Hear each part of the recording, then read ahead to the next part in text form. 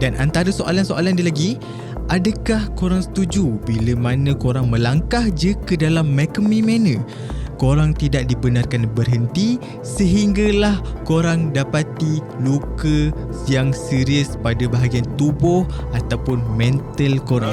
It's extremely physical and the participants may very well leave Bikini Manor with bumps, bruises, cuts or other possible injuries, including possible broken bones. The participant may very well leave Bikini Manor with unintentional emotional distress and psychological issues. The participant understands that it is never the intent of MM to cause myself and any type of psychological damage. Korang kena ingat je, benda-benda ni sebelum event dia dah bagi dokumen untuk korang sign, untuk korang isi, korang setuju ke tak.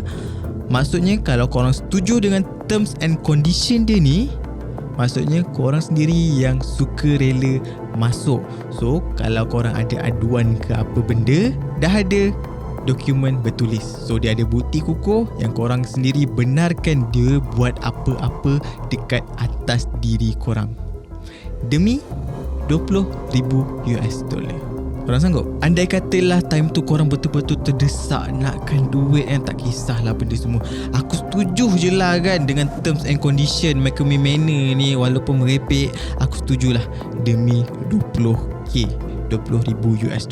Belum sempat korang ready, dia akan tutup mulut korang dan balut kepala korang dan dibawa ke satu tempat.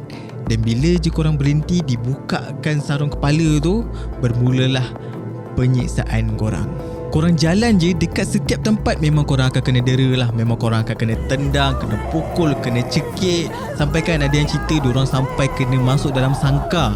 Memang kena torture gila-gila. Memang diorang mandi darah lah time tu, lencun dengan darah. Dan ada lagi yang bercerita bekas-bekas yang pernah join McKamey Manor punya event ni lah, survival game ni.